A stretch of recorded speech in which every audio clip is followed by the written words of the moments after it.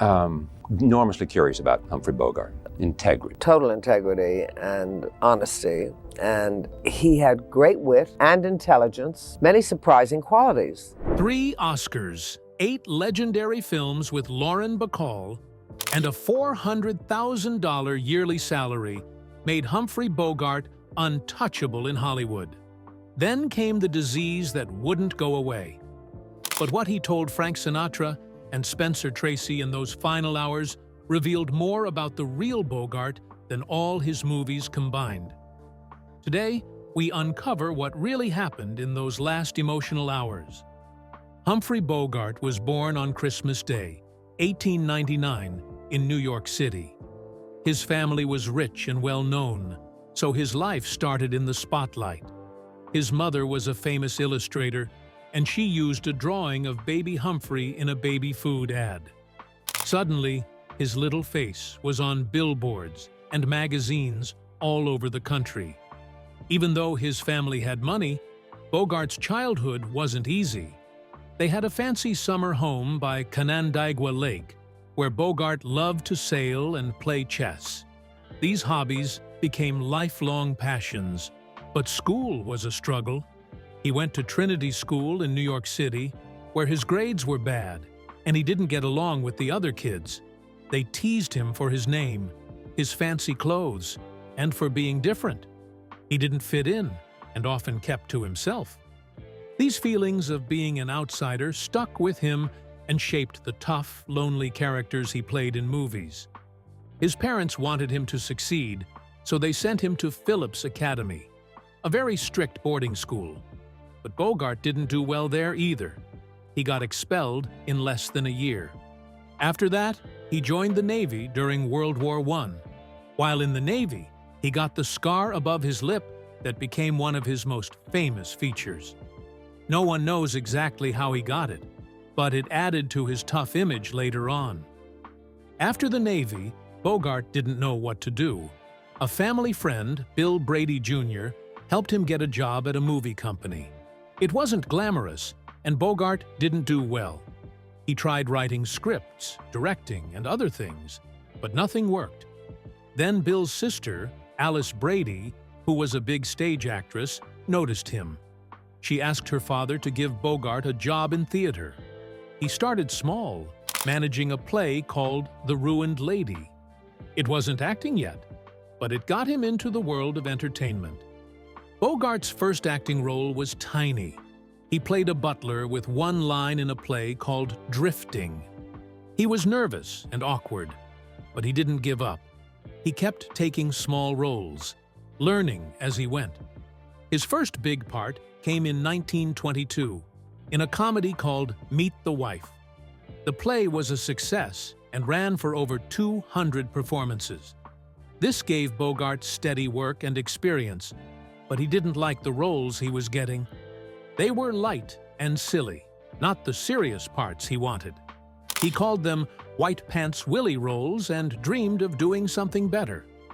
At first, critics didn't think much of him, but one important writer, Heywood Broun, praised Bogart's performance in a play called Nerves.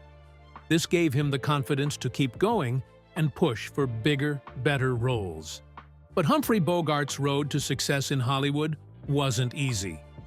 It started in 1928, when he appeared in a short silent film called The Dancing Town. He didn't plan on being a movie star, but his brother-in-law helped him get a screen test in 1929.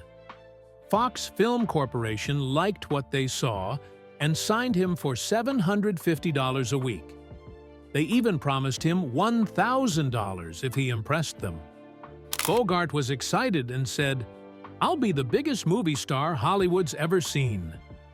But things didn't go that way. At the time, movies with sound were becoming popular. This was good news for stage actors like Bogart, who had strong voices. But the stock market crashed in 1929, and the Great Depression made it hard for new actors to get a chance. Between 1930 and 1935, Bogart went back and forth between Hollywood and New York, often out of work.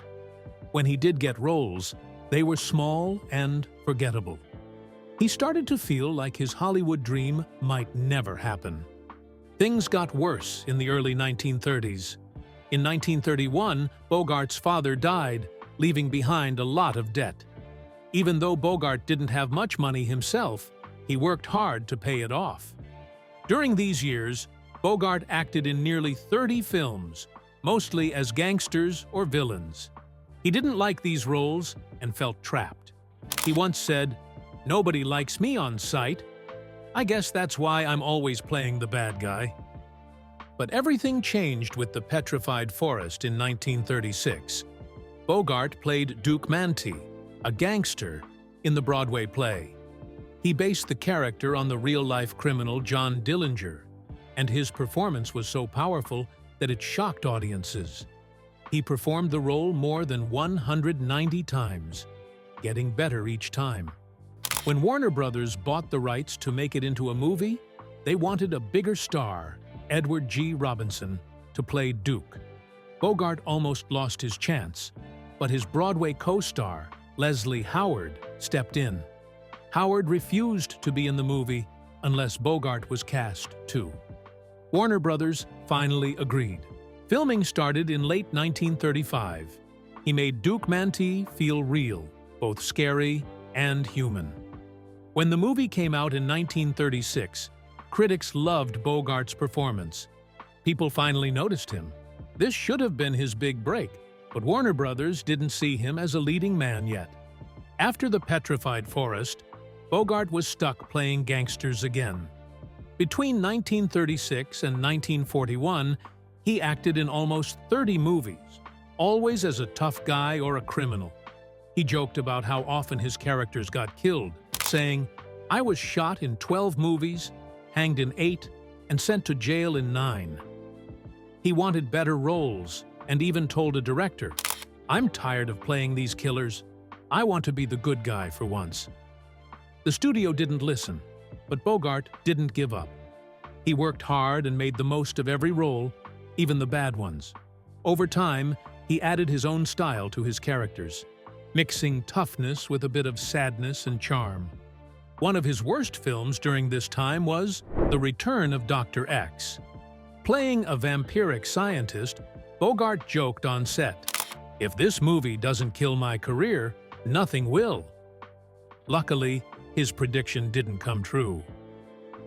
Humphrey Bogart's journey to fame really started with High Sierra in 1941. Before this, he was stuck in smaller roles, often playing gangsters without much personality. But High Sierra changed everything. In this movie, he played Roy Earl, a criminal who wasn't just tough, but also had a soft side and a sad story. At first, the role wasn't meant for Bogart. Other actors like Paul Mooney and George Raft were offered the part, but they said no. That turned out to be Bogart's big chance. When he got the role, he gave it his all.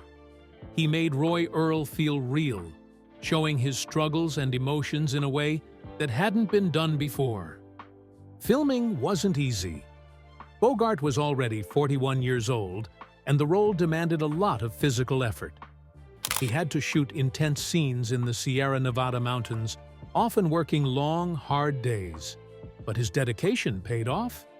The movie earned $1.5 million, which was a huge success back then.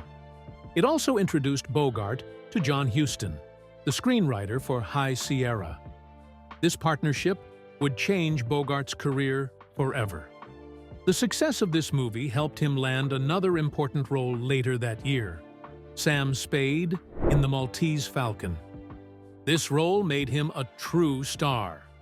The movie was based on a famous book, but earlier attempts to adapt it had failed. When John Huston decided to try again, the studio wasn't very confident. But Bogart's rising fame after High Sierra helped get the project approved. Bogart's performance as Sam Spade was unforgettable.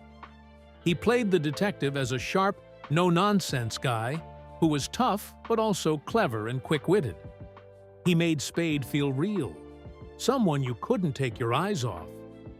The movie was made on a small budget of $300,000, and was filmed in just 36 days. Bogart came to work prepared every day, knowing all his lines. His interactions with the rest of the cast, including Mary Astor and Peter Lorre, made the movie even better. When The Maltese Falcon came out, it was a hit. It earned $1.8 million and turned Bogart into one of Hollywood's most bankable stars. This role also set the standard for tough, morally complicated detectives in movies, and Bogart became the face of this kind of character. Then came Casablanca in 1942, the movie that made Bogart a legend. At first, he wasn't even the first choice for the role of Rick Blaine. Actors like Ronald Reagan were considered before Bogart got the part. Some people doubted if he could play a romantic lead because he was already 42, but he proved everyone wrong. His chemistry with Ingrid Bergman was magical. Together, they created one of the most memorable love stories in film history. Making Casablanca wasn't smooth. The script kept changing, and actors would often get their lines just before filming.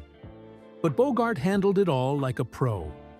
He brought Rick to life as a man who acted tough, but secretly cared deeply. One of the movie's most famous lines, "Here's looking at you, kid," wasn't even in the script. It was something Bogart said during a break, and it became iconic. When Casablanca came out, it struck a chord with audiences. It was released during World War II, just after the Allied invasion of North Africa, so its themes of resistance and sacrifice felt very real. The movie was a huge success, earning $3.7 million and winning 3 Oscars, including Best Picture. Though Bogart didn't win the Best Actor award, his performance became one of the most celebrated in movie history. Rick Blaine, with his wit, charm, and hidden vulnerability, became the perfect romantic anti-hero. After Casablanca, Bogart's career soared. He became one of the highest-paid actors in Hollywood, earning up to $400,000 a year by the 1950s. In 1948, he even started his own production company, Santana Productions, so he could have more control over his movies. One of the films he produced, In a Lonely Place, 1950, wasn't a big hit at the time, but is now seen as one of his best performances. Meanwhile, Humphrey Bogart's personal life was full of ups and downs, especially in his marriages. His first marriage to Helen Menken in 1926 was dramatic from the start. Helen was a famous Broadway actress with a strong personality. They had a long 4-year engagement before getting married in her Manhattan apartment. Even the wedding was unusual. A pastor from a church for the deaf conducted the ceremony, but their relationship was a mess. Helen said Bogart drank too much and even hurt her. The marriage didn't last long. They divorced after just 18 months. His second marriage, to Mary Phillips, started off better. They got married in 1928, and Mary, a talented stage actress, helped Bogart take his acting more seriously. He admired her for pushing him to do better. But Mary loved theater and didn't want to leave her career for Hollywood. This caused problems, as the two often lived apart for work. After 10 years, they decided to end their marriage, but they stayed friendly even after the divorce. Bogart's third marriage, to Mayo Methot in 1938, was wild and explosive. Mayo was an actress known for drinking heavily, and their fights were so bad they became known as the Battling Bogarts. They argued constantly, sometimes breaking furniture or damaging their house so badly they kept a carpenter on call to fix things. Mayo was extremely jealous and often acted out. She once set their house on fire, stabbed Bogart during a fight, and tried to harm herself several times. Their fights even spilled out into public, causing scenes on the streets and film sets. In 1943, things got worse when Mayo tried to take her life after a big argument. Bogart insisted she see a psychiatrist who said she had paranoid schizophrenia. Despite all this chaos, Bogart stayed with her for 7 years before divorcing her in 1945. Around this time, Bogart's life changed completely when he met Lauren Bacall in 1944 on the set of To Have and Have Not. Bacall was only 19, while Bogart was 45. At first, Bacall wasn't interested in him. She had seen Casablanca and didn't think much of him. But as they spent time together on set, they fell in love. Bogart, still married to Mayo, started a secret relationship with Bacall. He kissed her for the first time in her trailer just a few weeks into filming. Their love wasn't easy at first. The film's director, Howard Hawks, was jealous and tried to stop the romance. Bacall's mother also didn't approve, saying Bogart was too old and had too many problems. But the two couldn't be kept apart, and their connection only grew stronger. In 1945, after Bogart's divorce, he and Bacall got married. They had a small wedding on a quiet farm in Ohio to avoid attention.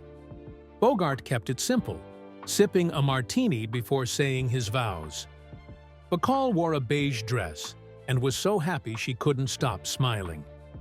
Despite their 25-year age gap, their marriage was full of love and laughter. They had 2 children together, Stephen and Leslie, and became one of Hollywood's most famous couples. Their relationship wasn't perfect, though. Both had brief affairs, Bogart with his hairdresser and Bacall with Frank Sinatra. But they always stayed close and deeply cared for each other. Bogart once wrote Bacall a love letter, saying he was afraid to lose her, but would love her no matter what. Humphrey Bogart and Lauren Bacall had a love story that became one of Hollywood's most famous pairings. They worked together in several movies, and their chemistry made them unforgettable. Their first spark was in To Have and Have Not, 1944, but their later movies showed how incredible they really were as a team.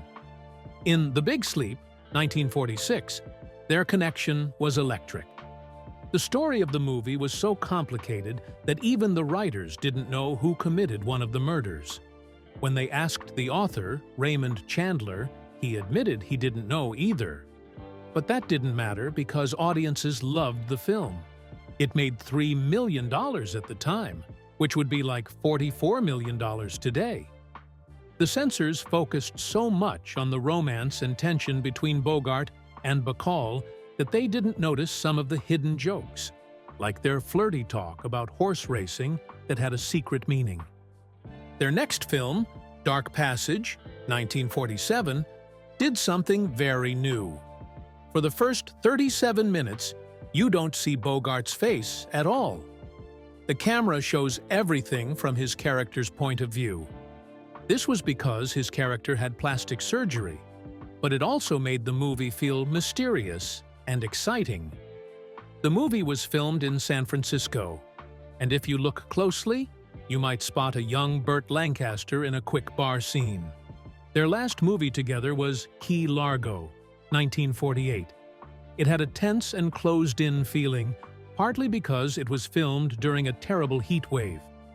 Temperatures on set were over 100 degrees Fahrenheit, which made everyone uncomfortable and added to the intense atmosphere of the film. During one scene, a real gun was accidentally used instead of a fake one, which almost caused a serious accident.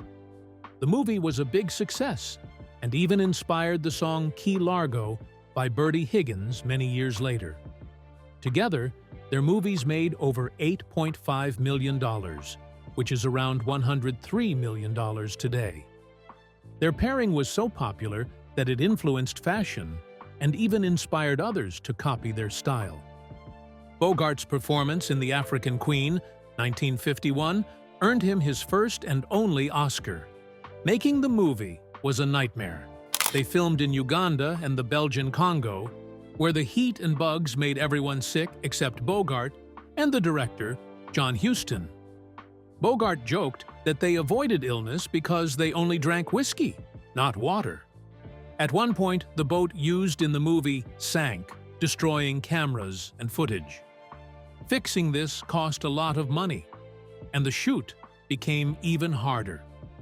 Bogart had to pull the boat through muddy, leech-filled water himself.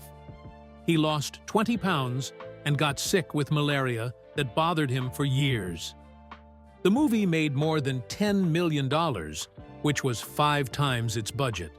The film became a classic and is now preserved in the U.S. National Film Registry. In The Caine Mutiny, 1954, Bogart played Captain Queeg. This is the captain speaking. A great many men have ignored my orders about wearing battle gear, so there's only one way to drive the point home. A paranoid naval officer. It was a bold choice because Queeg was so different from Bogart's usual tough guy roles. At first, Bogart didn't want to take the role, but he gave it everything once he did. He studied the behaviors of people with paranoid personalities and added small details, like nervous tics, that made the character believable. One of the most famous scenes is when Queeg breaks down in court, rolling steel balls in his hands. Studio executives thought the scene might be too intense, but Bogart insisted it stay, and it became one of the most memorable parts of the movie. The film was a huge hit, earning over $21.8 million, or about $213 million today. Bogart was nominated for an Oscar, but he lost to Marlon Brando in On the Waterfront. Even so, the movie left a lasting impact, and the character of Queeg became a symbol of bad leadership. Apart from acting, Humphrey Bogart loved 2 things deeply outside of acting: sailing and chess. These were not just hobbies. They were a big part of his life. In 1945, he bought a yacht named Santana. It was 55 feet long and cost $50,000, which would be about $750,000 today. The boat became his escape. He spent almost every weekend on the water, sailing around places like Catalina Island. Bogart believed that acting could mess with your sense of self, and Santana helped him stay grounded. He once said, "An actor needs something real to remind them who they truly are, not who they're pretending to be." Sailing gave him that peace. During World War II, he even offered his boat to the Coast Guard, hoping to help. He tried to join the military himself, but they said he was too old. Chess was another passion of Bogart's. He was so good at it that he played at a high tournament level, just a step below master. While working on films, he loved playing chess with the cast and crew. He even played long-distance games through letters with American soldiers during World War II. This started after a soldier he played with on set was sent overseas. But the FBI got suspicious and thought the chess moves in his letters might be secret codes. Chess wasn't just a game to Bogart, it was part of how he thought. He even brought it into his acting. In Casablanca, it was his idea to show Rick Blaine playing chess, as it fit Rick's careful, strategic way of dealing with life and people. Bogart also stood up for what he believed in. In 1947, when the government started investigating Hollywood for communist ties, Bogart joined a group of actors and writers who protested against it. He and his wife, Lauren Bacall, flew to Washington, D.C. with other stars to stand up for the Hollywood 10, a group of writers and directors who refused to testify before Congress. It was a brave move, because it could have ruined his career. But the pressure was intense, and Bogart later had to distance himself from the group to protect his work. Even so, his decision to speak out showed his courage and values. He stayed politically active throughout his life, proudly calling himself a liberal and supporting Democratic candidates like John F. Kennedy. One of Bogart's closest friends was Spencer Tracy. They met in 1930 while making their only movie together, Up the River. Even though they never worked together again, they became lifelong friends. They loved talking, debating, and joking around, often with drinks in hand. Tracy and his partner, Katharine Hepburn, were regular visitors during Bogart's final days when he was battling cancer. The two almost acted together again in a film called The Desperate Hours in 1955, but they couldn't agree on who would get top billing. Still, their friendship remained strong. Bogart admired Tracy's acting and even said he wouldn't mind losing a scene to him. Humphrey Bogart's tough guy image was always tied to smoking and drinking. He was a heavy smoker, lighting up 3 or 4 packs of Chesterfield cigarettes every day, up to 80 cigarettes daily. He almost always had a cigarette in his hand or mouth, both in his movies and in real life. His drinking was just as extreme. He loved whiskey, especially Scotch, and drank as much as a quart, 32 ounces, every single day. Over time, this lifestyle started to destroy his health. By the 1950s, his constant smoking left him struggling to catch his breath, even when resting. He also developed a bad cough that never went away. The drinking caused even more damage, affecting his memory and making him constantly tired. Still, Bogart refused to see a doctor or change his habits. He didn't visit a doctor until early 1956, when his health had gotten much worse. In 1956, Bogart finally went to the doctor because his cough had worsened, and drinking orange juice caused a burning sensation in his throat. These seemed like small problems at first, but the tests revealed something much worse. He had esophageal cancer.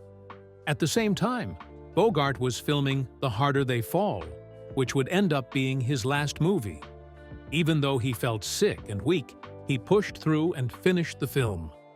The doctors recommended a major surgery to try to save his life. They would remove his esophagus and part of his stomach, then reconnect them in a complicated operation. Bogart agreed to the surgery, which happened on March 1, 1956. It was a long and difficult operation, lasting over 9 hours. After the surgery, things got worse. By late 1956, Bogart had lost 80 pounds. He had weighed 180 pounds, but now was down to just 100. Bacall described how heartbreaking it was to see him like that, and visitors often struggled to hide their reactions. He was in constant pain and needed morphine to cope. Humphrey Bogart stayed true to himself, even in his final days. He was sick with cancer, but his sharp wit never left him. On January 12, 1957, his friend John Huston came to visit. Bogart was surrounded by medical machines and in pain. Still, he joked, "I feel like a goddamn Christmas tree." Even when things were bad, he found something to laugh about. The next day, Frank Sinatra visited. Sinatra was upset, trying hard to act cheerful, but Bogart saw through it. He smiled weakly and said, "Frank, don't worry. I'm not afraid to die. I've been doing it for years in front of the camera." He turned a sad moment into something lighter, showing his humor and bravery. Even simple moments were full of his charm. Once, nurses were moving him to a wheelchair.